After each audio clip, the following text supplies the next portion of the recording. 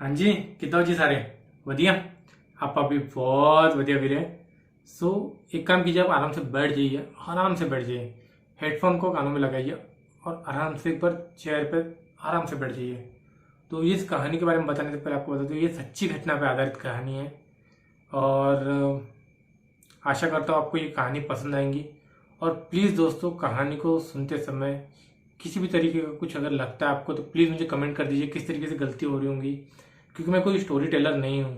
मैं स्टार्टिंग किया मेरे चैनल पर की पहली कहानी है, तो आपके कमेंट मुझे बताएंगे कि कहानी आपको कैसी लगी और कोई गलती होंगी तो प्लीज़ वो भी कमेंट पर लिख दीजिएगा और आशा करता हूँ कि आपको पसंद आए। तो चलो बिना किसी देरी के इस वीडियो को शुरू करते हैं। हाय दोस्तों, मैं जब से एक सच्ची घटना शेयर कर रहा हूँ। मेरा नाम अनुराग है और ये बात जब की है जब मैं इंजीनियरिंग पूरी कर नौकरी की तलाश कर रहा था। मैं ये बात बता दूँ कि मुझे तब तक किसी प्रकार की भूत प्रेत में विश्वास नहीं था। वैसे तो मैं अमरावती का रहने वाला हूँ। नौकरी मुझे नागपुर की एक कंपनी में लगी। मेरी पोस्ट आईटी प्रोफेशनल के तौर पर हुई थी। ये पोस्ट कंपनी में एक ही थी। कंपनी का नाम तो नहीं बता सकता मैं, पर जो मेरी नौकरी होती थी वो सुबह 10 बजे से लेकर रात 8 बजे तक होती थी। पर कंपनी के प्रेशर के चलते हुए नाइट में भी जाना पड़ता था। तो बात उस टाइम की है जब रात में मुझे अचानक कॉल आया।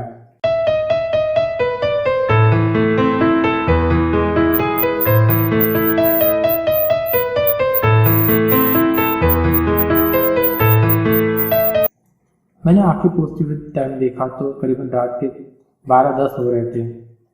मैंने कॉल उठाया तो आगे से मेरे जूनियर बोला, साहब कंपनी में नेटवर्क की समस्या चल रही है, प्लीज़ वो आप ठीक कर दीजिए, क्योंकि उस कारण हमारा काम रुका हुआ है। क्योंकि क्या होता था, कॉलेज उस टाइम पे कंपनी में नाइट शिफ्ट के लिए लोग घर से ही काम करते थे। वैसे कंपनी हमारे दिन के समय ही चलती थी, रात में वहाँ पर किसी प्रकार का काम नहीं होता था। वैसे बाकी जो काम हुआ करता था वो मैं घर से ही कर लेता था, टीम लीडर की सहायता से। जो लोग टेक्निकल फील्ड से होंगे वो लोग समझ जाएंगे, नेटवर्क की समय की सहायता से हम एक दूसरे के कंप्यूटर का एक्सेस किया जा सकता है। मेरी कंपनी में नेटवर्क की ही समस्या चल रही थी, मुझे खुद जाकर वो ठीक करना था। तो मैं जल्दी से तैयार होकर अपनी बाइक को निकाला और कंपनी की ओर जाने लगा। बाइक चलाते हुए आज मुझे कुछ अजीब लग रहा था। जनवरी का महीना चल रहा था और आज आसमान में बादल निकले हुए थे और चांद भी कहीं नहीं दिख रहा था और रोड भी बड़ा सुनसान था। वैसे मुझे ट्रैवलिंग पसंद होने के कारण मैं दूर दूर तक बाइक चला चुका हूँ, रात रात भर भी। पर आज रात कुछ अजीब था। रोड पर कोई भी ट्रक नहीं दिखाई दे रहा था, जो सामान्य नागपुर की साइड से मुंबई की ओर चलते थे। मैंने ज़्यादा नहीं सोचते हुए बाइक की स्पीड से चलाते हुए अपनी कंपनी की ओर जाने लगा। मैं कंपनी पहुंचा तो चौकीदार ने दरवाज़ा खोला और पूछा, साहब आज आप कहा कैसे? मैंने कहा कुछ काम है इसीलिए आया हूँ। वैसे मैं ज़्यादा किसी की बात नहीं करता था, फिर भी मैंने बोला चलो ठीक है। मैंने बाइक पार्क किया और अपनी कैबिन में चला गया और काम करने लगा। अचानक मुझे बहुत गर्मी फील होने लगी। मैंने एसी की तरफ देखा तो एसी चल रहा था, पर मुझे बहुत गर्मी होने लगी थी। मैंने एसी का रूम ढूंढने लगा, वो भी दिखाई नहीं दे रहा था। बाद में मैंने विंडो ओपन कर दिया जो मेरे साइड में थी, जिससे थोड़ी सी बाहर की ठंडी हवा मिले। अब मैंने विंडो खोलकर बाहर देखा तो बारिश जैसा मौसम बन गया था। शायद विंडो थोड़ी थोड़ी थोड़ी बारिश हो रही थी। मैंने अपने काम में फोकस करना शुरू कर दिया। थोड़ी देर में काम करते हुए मुझे किसी सांस लेने की तकलीफ होने लगी। गर्मी बहुत बढ़ चुकी थी। मैंने अपनी टी शर्ट निकाल के साइड में रख दी। वैसे तो मैं अंदर एक शॉर्ट टी शर्ट पहनता था, पर उस टाइम पे रात का समय कोई नहीं था मेरे अलावा वहाँ पे। तो मैंने बिना हिचकिचाहट के अपनी टी शर्ट निकाल के रख दिया, काम करने लगा। तब तक बाहर में बारिश शुरू हो चुकी थी, बिजली चमकने लगी थी। मन में आ रहा था कि ऐसी बारिश चलती रही तो वापस घर कैसे जाऊंगा। फिर भी मैं काम करने लगा। कंपनी सुनसान थी तो मैंने कानों में हेडफोन लगा गाने सुनने लगा। अब करीब 10 मिनट से 15 मिनट हुए होंगे तो मुझे लगा कोई मुझे देख रहा है। मैंने उस ओर देखा तो वहां कोई नहीं था।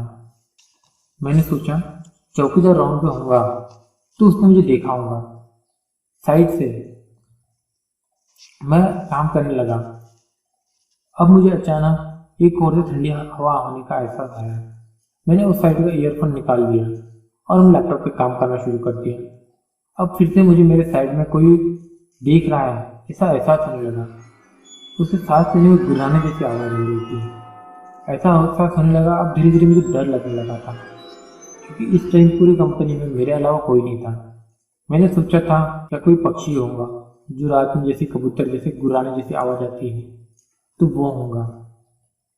बट एक तरफ से मन में चल रहा था जो मैंने कहीं सुना था, कोई आत्मा होती है जो अपने होने की अनुभूति पहले देती है, फिर आपकी हिम्मत को चुनौती देती है, बाद में उसे जो करना रहा वो करती है।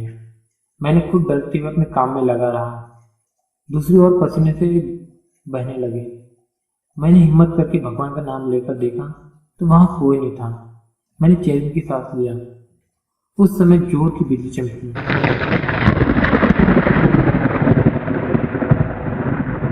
और मैं बहुत डर गया। 2 मिनट बैठकर मैंने अपने सांसों पर नियंत्रण किया और सोचा बाहर बारिश हो रही है, उसी तरह ऐसा लग रहा होगा। तो मैंने मुंह पर पानी मारकर आया जाए, क्योंकि रात हो चली थी, आंखों में जलन सी हो रही थी, नींद भी पूरी नहीं हुई थी। सोचा कॉफ़ी मशीन से कॉफ़ी पिया जाए। मैंने मुंह धोकर कॉफ़ी बनाने लगा तो मुझे बिजली के रोने की आवाज़ आई। मैं फिर से सो गया। बिल्ली को देखकर मुझे उससे प्यार आ गया, क्योंकि वो बहुत ही क्यूट लगी मुझे। वो मेरी तरफ देख के रोने लगी। मैं उस ओर जाने लगा। सोचा रात हो गई है, ये भूखी होंगी, तो हमेशा की तरह मैं दोपहर के खाने के लिए बिस्कुट रखता था, तो वो इसे दे देता हूँ। अब मैं उस खाने के लिए उसके पास गया तो भी जोर की बिजली चमकी। मेरा ध्यान उसकी गिरती बिजली की ओर गया। जब मैंने देखा तो बिल्ली वहां नहीं थी। मुझे लगा आवाज के डर से भाग गई होंगी। मैंने आसपास देखा और वो कहीं नहीं दिखाई दी, तो मैंने कॉफी लेकर वहां से अपने डेस्क की ओर जाने लगा। जब मैं वहां से पलटा तो मुझे मेरे अलावा किसी के होने का एहसास हुआ। मुझे अब डर भी लग रहा था। दिल बार बार किसी के होने के संकेत दे रहा था।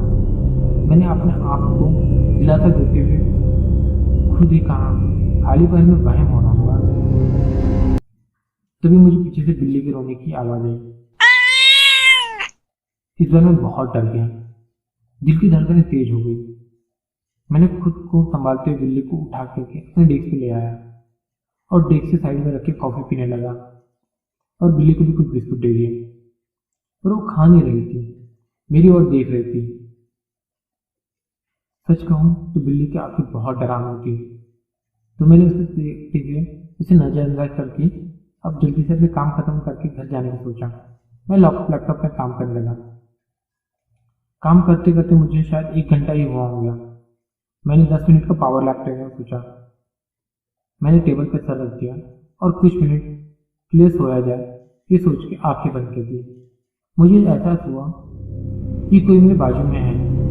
उसके सांस लेने की आवाज़ मेरे कानों में आ रही थी। उसके सांसों की हवा को मैं महसूस कर सकता था। मैं थोड़ा उठ के साइड में गर्दन करके और खुली आंखों से उसकी तरफ देखा तो कोई नहीं था। तो मैं फिर से टेबल पर सर रख के सोने लगा, क्योंकि उसको मुझे बहुत नींद आ रही थी। मुझे सोते हुए 20 मिनट ही हुए होंगे, तभी किसी के हाथ मेरे कंधों पर आकर रखने का एहसास हुआ। लेकिन मानो वो हाथ बहुत भारी था। इसमें बहुत डर गया। उस वक्त देखने की हिम्मत भी नहीं जुटा पा रहा था। मेरी आंखों की नींद अचानक उड़ चुकी थी। मुझे हार्ट अटैक सा महसूस होने लगा। मैं पसीने से बुरी तरह भीग चुका था। उस आत्मा के सांस लेने की आवाज़ मेरे कानों में जा रही थी। मैं जोर से चीखना चाहता था, पर मेरी आवाज़ गले में जैसे दब सी रह गई। धीरे धीरे उसका हाथ मेरे कंधों से होते हुए मेरे हाथ को पकड़ लिया। उसकी नाखून मेरी कलाई को जोरों से चुभ रहे। मैं उससे अपना हाथ छुड़ाना चाहता था, पर मेरा शरीर जैसे धक्का मार गया। मुझसे हिला भी नहीं जा रहा था। उस समय उस ओर देखी कि मेरी हिम्मत भी नहीं हो रही थी। वो जो भी हो मेरे हाथ को खींच रहा था। मैं उस ओर देखा और बिजली चमकी।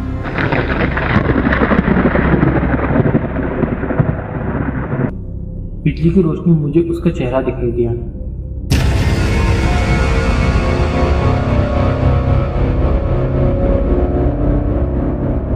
उसका चेहरा देखते ही मेरी जान हड़कने से आ गई। उसका मुंह पूरा काला, बाजू से काला धुआं निकल रहा था। उसकी वो लाल लाल आंखें जिसमें मुझे मेरी मौत दिखाई दे रही थी। आज जब भी मैं ये कहानी आपसे शेयर कर रहा हूँ तभी उसकी आंखें मुझे याद है जैसे वो कल की ही बात हो। मेरी जगह कोई और होता तो उसे देखकर जगह पे ही उनसे मौत आ जाती। उसे देखकर मेरे शरीर की ताकत जैसे खत्म से हो गई, पूरा शरीर जैसे लुप्त पड़ गया हो। मुझे लास्ट टाइम याद है जब मैं अपनी आरती माता रानी का नाम लेते हुए बेहोश हो गया। मेरी आँख खुली तब मैं पेंट्री में था।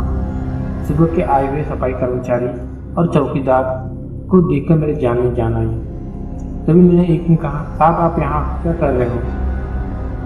तब मैंने सोचा मैं तो फर्स्ट फ्लोर पर काम कर रहा था। फर्स्ट फ्लोर से होते हुए ग्राउंड फ्लोर और ग्राउंड फ्लोर से होते हुए बेसमेंट की पेंट्री में कैसे पहुंचा। मैंने रात का किस्सा जो भी मेरे साथ हुआ था मैंने सुनाया। वहाँ के एक सफाई वाले ने मुझे बताया कि इस कंपनी की पूरी सच्चाई तब मुझे पता चली। मेरे पहले एक आईटी की पोस्ट पे एक लड़का था जो अपनी पत्नी से बेहद परेशान था, जिससे वो हर समय अपनी पत्नी से फ़ोन पे लड़ता था। उसको काम में बिल्कुल भी ध्यान नहीं था। एक दिन बॉस ने उसे बड़ी भारी खोटी सुनाई और प्रेशर में आकर उसने बेसमेंट में सुसाइड कर लिया। ये सुनते ही मेरे हाथ पाँव फूलने लगे। वो बोला, साहब कल अमावस्या थी, जो दिवाली के बाद सबसे बड़ी अमावस्या होती है। मैं इन लोगों का सहारा लेते हुए अपने कैबिन में पहुंचा। अपना लैपटॉप रख अपनी टी शर्ट पहनकर कंपनी से निकल गया। मेरी तबीयत 4 दिन तक खराब रही, बहुत बुखार भी था। उसी दौरान मैंने कंपनी छोड़ने का सोचा और राजीनामा पत्र लिखने के लिए कंपनी में देने गया तो बाकी लोग मुझे बड़े गौर से देखने लगे। मैं कंपनी के अंदर जाने से डर लग रहा था। कैसे तो भी मन अपना स्थिर करके राजीनामा देकर बाहर आया। अब थोड़ा हल्का महसूस हो रहा था। पार्किंग में जाने लगा तो वहाँ की चौकीदार मेरे पास आया। बोला, साहब हमारी दुनिया और पारलौकिक दुनिया एक साथ चलती है, पर कभी कभी दिन ऐसा होता है या समय ऐसा होता है कि दोनों दुनिया दूर जाती है, तब हमें ऐसे एहसास होते हैं। ये सुनते ही मुझे उस दिन की पूरी यादें मेरी आंखों के सामने आ गई।